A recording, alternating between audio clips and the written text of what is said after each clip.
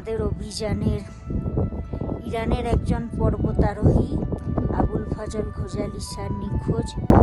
২৭,০০০ ফুটে দুর্ঘটনাটা ঘটে। ওখান থেকে ৩,০০০ ফুট নিচে পড়ে গেছে। বেঁচে থাকার তো সম্ভব না।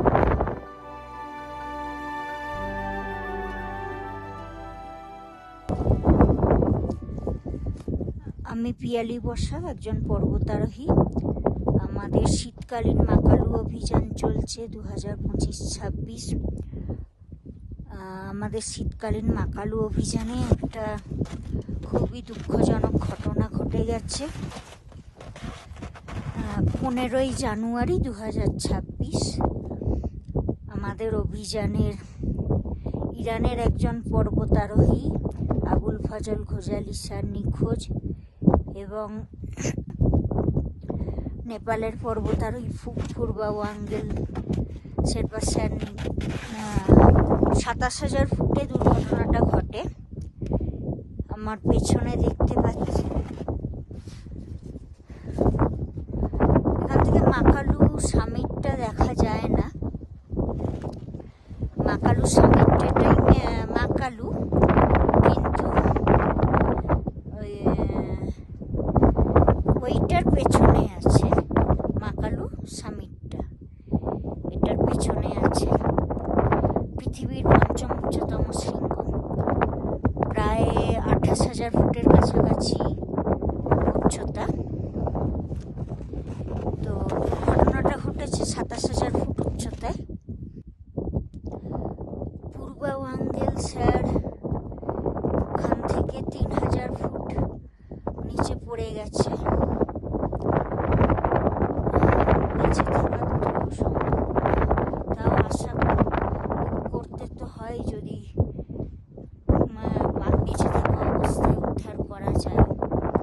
এবং ওখান থেকে ইরানের আবুল ফজল ঘোজালি স্যার পুরো নিখোঁজ হয়ে গেছে। স্যার কোথায় গেছে এখনো খুঁজে পাওয়া যাচ্ছে না।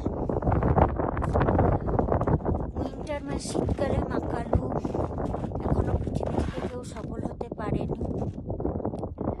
আমরা করতে পারলে আমরা প্রথম হতে পারতাম। এবং অভিযান খুব ভালোভাবেই এগোচ্ছিল, খুবই ভালোভাবে এগোচ্ছিল।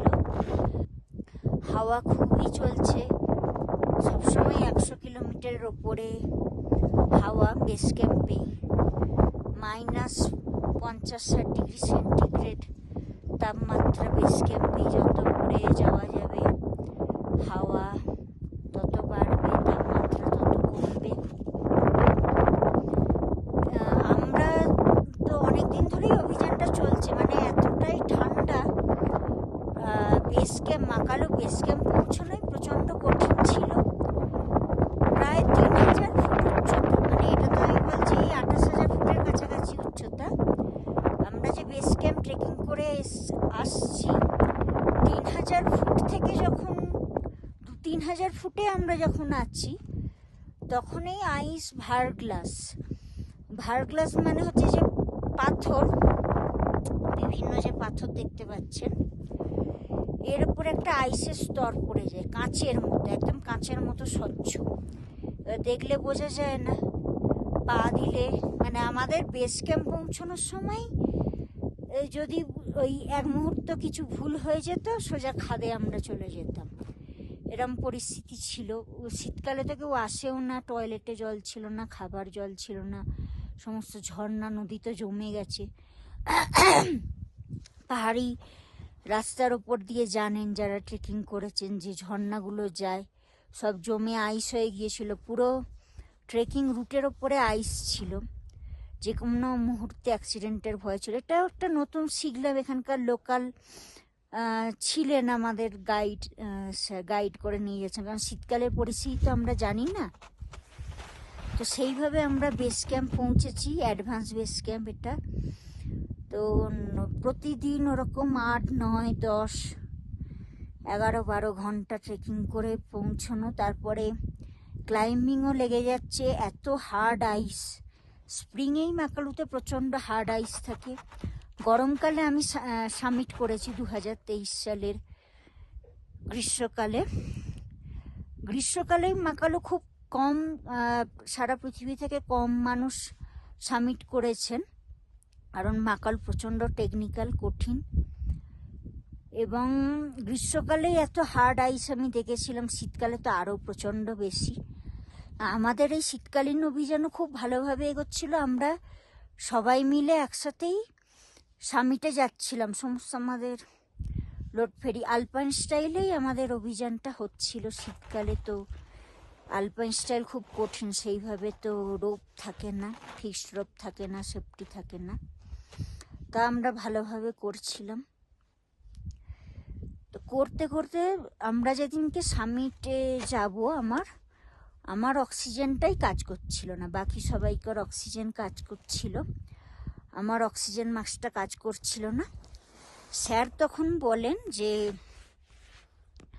আমাকে নিচে নেমে যেতে, কারণ শীতকালে তো উইদাউট অক্সিজেন খুব অসম্ভব ব্যাপার। এত হাওয়া চলছে আমাদের, মানে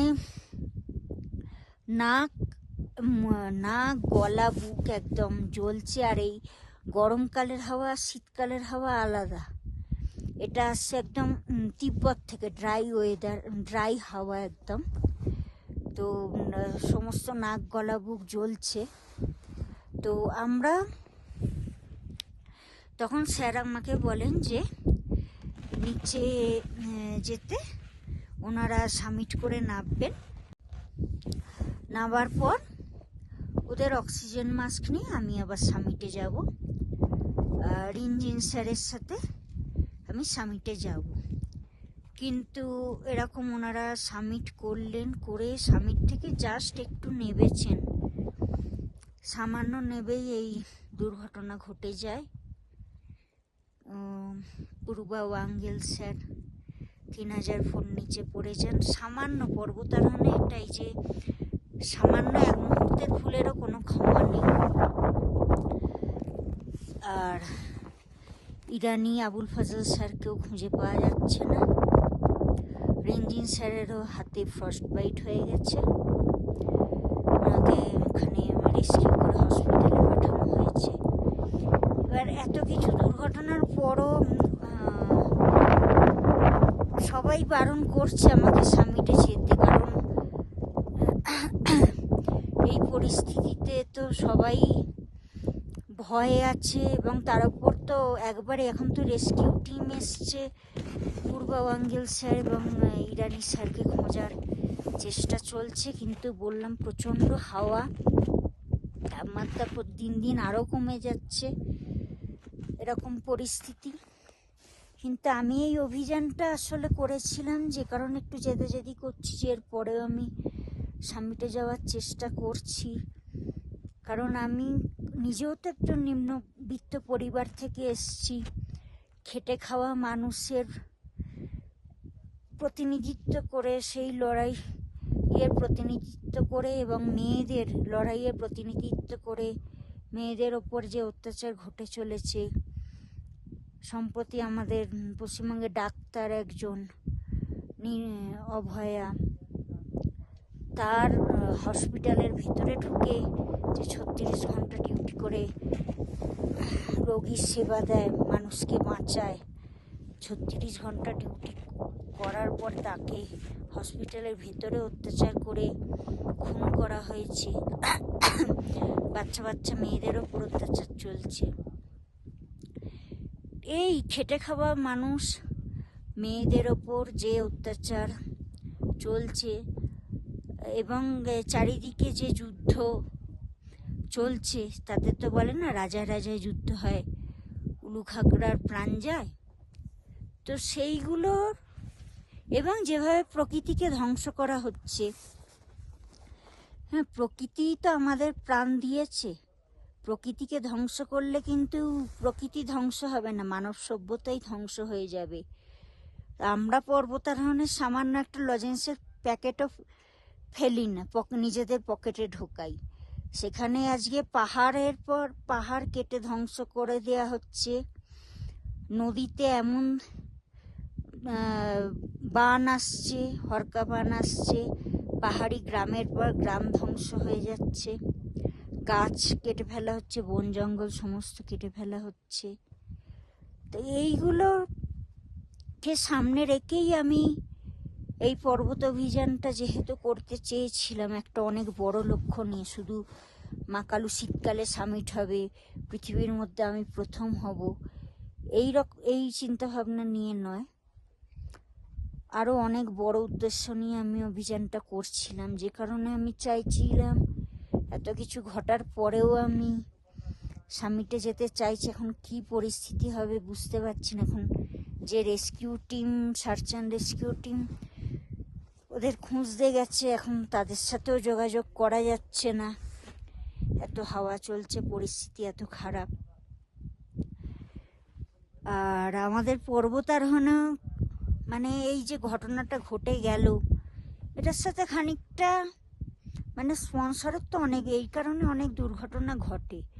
আপনারা দেখেছেন ক্রিকেট, ফুটবল বা যে কোনো খেলাতে যেভাবে সাপোর্ট থাকে, আমাদের পর্বতারোহণে কিন্তু সেইভাবে একবারেই সাপোর্ট নেই। হ্যাঁ, এত লাইভ রিস্ক নিয়ে কিন্তু অথচ এই পর্বতারোহণ খেলাটাই যে দেখছেন, এত কঠিন পরিস্থিতিতে আমরা রয়েছি, এখানে কত ভারী ব্যাগ নিয়ে আমাদের আরোহণ করতে হয়, এবং এই যে ডিসিপ্লিন এবং এই যে এক মুহূর্তের ভুলেরও কোনো ক্ষমা নেই, যে নিজেকে এইভাবে নির্ভুলভাবে তৈরি করা, এগুলো কিন্তু জীবনে অনেক কিছু শেখায়। এবং দেশের নতুন আগামী প্রজন্ম, ছেলেমেয়েরা সেইভাবে তৈরি হলে তাহলে তো দেশও সেইভাবে উন্নতি করতে পারবে। তো ছেলে মেয়েদের বলেন মানে শুধু পড়াশোনা করলে মানে কম বয়সে তাদের হাঁটু ব্যথা, কোমর ব্যথা রোগ এসে যাচ্ছে, পড়াশোনার যতই ডিগ্রি থাক সেটা কিন্তু কাজে লাগানো যায় না। পর্বতারোহণের ট্রেনে এই যে আত্মহত্যা তো বেড়ে যাচ্ছে, মনের জোর হারিয়ে ফেলে, মনে করে যে আর কোনো বাঁচার রাস্তা নেই। কিন্তু আমরা যে এই অচেনা পথেও সর্বোচ্চ শিখরে পৌঁছানোর পথ খুঁজে বের করি, এগুলো মানসিকতা বদলে যায়। অনেক ছেলেমেয়েরই জীবনে অনেক কঠিন পরিস্থিতি আসে, অনেক মেধাবী ডাক্তারি পড়ুয়া, অনেক ইঞ্জিনিয়ার পড়ুয়া বা আরও অনেক উচ্চ শিক্ষা করছে, তেমন অনেকে IIT-তে পড়ছে, অনেকে নিজের জীবন শেষ করে দিয়েছে, ভেবেছে আর কোনো রাস্তা নেই এগোনো। তাই এই পর্বতারোহণ কিন্তু অনেক, আমাদের তো আর্মিরা ট্রেনিং দেয়, পর্বতারোহণে শেরপা স্যাররা ট্রেনিং দিয়েছে, এবং আমি বললাম পর্বতারোহণে শেখার কোনো শেষ নেই।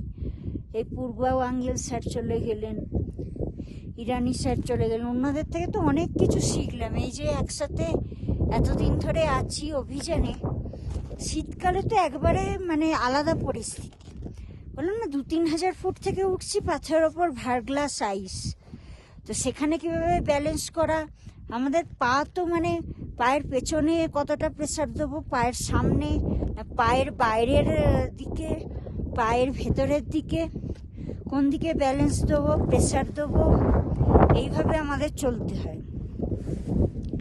এবং আরও পর্বতারোহণের তো শেখা, ট্রেনে পায়ে ক্র্যাম্পন, লোহার কাঁটা লাগাতে হয়, হাতে I6, এত কিছু মানে পূর্বাঙ্গেল স্যারের থেকেও শিখলাম। আজ কিন্তু পূর্বাঙ্গেল স্যার এই এক মুহূর্ত ভুলের জন্য স্যারের এত বড় অ্যাক্সিডেন্ট হয়ে গেল। আর যেটা বললাম, আমাদের এখানে তো দর্শক নেই, দর্শক পৌঁছানো সম্ভব নয়, যেখানে আমরা এত ট্রেনিং, আমি সেই 5-6 বছর বয়স থেকে পাহাড়ে ওটা ট্রেনিং নিয়ে চলেছি, পাহাড়ে যাচ্ছি। পূর্বাঙ্গেল স্যার 19 বার এভারেস্ট আরোহণ করেছেন, এবং তাছাড়াও পৃথিবীর আরও অনেক উচ্চতম শৃঙ্গ আরোহণ করেছেন, বহুবার K2 আরোহণ করেছেন, অন্নপূর্ণা করেছেন, অন্নপূর্ণা পৃথিবীর ডেডলিয়েস্ট পিক, সবচেয়ে বেশি মৃত্যুর হার অন্নপূর্ণাতে। ইরানের আবুল ফজল স্যারও প্রচুর অভিজ্ঞ। শেখার পর্বতারোহণের তো শেষ নেই। আমিও পৃথিবীর 6টা উচ্চতম শৃঙ্গ আরোহণ করেছি। মাকালুয়া 2023-এ, এভারেস্ট, লোৎসে 2022-এ, ধৌলাগিরি করেছি উইদাউট অক্সিজেন। এভারেস্টও তুষার ঝড়ের কারণে চূড়ার কাছে একটু নিতে হয়েছে। হিলারি স্টেপ অবধি আমি অক্সিজেন ছাড়া গেছি তুষার ঝড়ের মধ্যে, যখন রেড অ্যালার্ট জারি ছিল, যখন সবাই নিচে চলে যাচ্ছে প্রাণ বাঁচানোর জন্য, তখন আমি এভারেস্ট সামিটে গিয়েছিলাম। পৃথিবীতে এখনও কেউ ওই উচ্চতায় তুষার ঝড়ে বেঁচে ফিরে আসতে পারেনি। তারপর মানাসলু, ধৌলাগিরি, অন্নপূর্ণা সবই করেছি, পৃথিবীর 6টা উচ্চতম শৃঙ্গ। কিন্তু এই বললাম পর্বতারোহণের শিখার শেষ নেই। আর এখানে তো বললাম দর্শক পৌঁছতে পারে না। অন্যান্য খেলায় যেমন দর্শক থাকে, পর্বতারোহণে এত কঠিন পরিস্থিতি, আমরা এত অভিজ্ঞতা সঞ্চয় করেও মৃত্যুর মুখোমুখি হয়ে আমাদের প্রতিটা অভিযানে আরোহণ করতে হয়। তো এইটা একটা সমস্যা, যে কারণে দর্শক থাকে না বলে স্পন্সর পাওয়া বা এইগুলো খুবই সমস্যার ব্যাপার হয়। কিন্তু বললাম পর্বতারোহণ কিন্তু অন্যান্য খেলার থেকে অনেক বেশি সমাজের এবং দেশের উপকারে লাগতে পারে। আমি চাইবো সরকার এবং এটা সমাজের সেই সচেতনতাটা তৈরি হোক, কারণ ওই মানসিক চিন্তা, ওই আমিও এসছি ঘর বাড়ি বন্ধক রেখে ব্যাংকে লোন নিয়ে, আমি সরকারি স্কুল প্রাথমিক বিদ্যালয়ে চাকরি করি, টিচার, সেইখানেও লোনের কারণে আমার সমস্ত মাইনে কেটে চলে যায়। কিন্তু তা সত্ত্বেও পর্বতারোহণ ভালোবাসি এবং দেশের জন্য অ্যাচিভমেন্ট করতে পারবো, এবং অনেক স্কুল কলেজ ইউনিভার্সিটিতে আমাকে ডাকে, সেই কারণে আমি এটা করে চলেছি এবং দেশের জন্য অনেক ওয়ার্ল্ড রেকর্ড যাতে করতে পারি। কিন্তু হচ্ছে এইসব চিন্তা নেই। আজকে পুরো অন্যান্য খেলায় ঘর বাড়ি, বিদেশে গাড়ি বাড়ি সব কিছু করে ফেলে, 0 রানে আউট হলে বা হেরে গেলেও কিন্তু তারা সেই সম্মান এবং সাপোর্ট পায়। কিন্তু পর্বতারোহণে বললাম একটা ভুলে কিন্তু জীবনটাই চলে যায়। অনেক অনেক কঠিন, কিন্তু দর্শক সামনে থাকে না বলে সেটা বুঝতে পারে না, এবং ভিডিও করাও খুব কঠিন হয়। বললাম না, ভিডিও কি করবে, এক মুহূর্তের ভুলে প্রাণই চলে যাচ্ছে। সেখানে তো সবসময় মানে মনোযোগ দিয়ে রাখতে হয়, ভিডিও করার মতনও পরিস্থিতি। এবং এত ঠান্ডা, আপনারা দেখবেন ঠান্ডায় ব্যাটারি কাজ করে না, মোবাইল ক্যামেরা বন্ধ হয়ে যায়। তো সেই সমস্ত জায়গার ভিডিও ফটো করা সম্ভব হয় না। তো ওই চিন্তা থেকে এই সমস্ত লোন নিয়ে এরকম বড় বড় অভিযান, এরকম দুর্গম জায়গায়, তার থেকেও প্রাণ চলে যায়। তো কি আর বলবো, উরুবাও আঙ্গেল স্যার নেপালের এবং আবুল ফজল ঘোষালি স্যার ইরানের, সবসময় এখনো আশা করে আছি যাতে ওদের জীবিত অবস্থায় পাওয়া যায়। সার্চ অ্যান্ড রেস্কিউ টিম গেছে, এত দুর্গম পরিস্থিতি সব জায়গায়। তো যোগাযোগ ওয়াকিটকি, আমাদের ওয়াকিটকির মাধ্যমেই আমরা যোগাযোগ রাখার চেষ্টা করি। তো সেইভাবেই কোনোভাবে আর কি যোগাযোগের চেষ্টা চলছে। আর আমি চেষ্টা করব সামিটের যাওয়ার জন্য আবার যাতে কোনো উপায় বের করা যায়, যাতে আমি সবার স্বপ্ন সফল করতে পারি। আপনারা সবাই ভালো থাকবেন, প্রণাম নেবেন।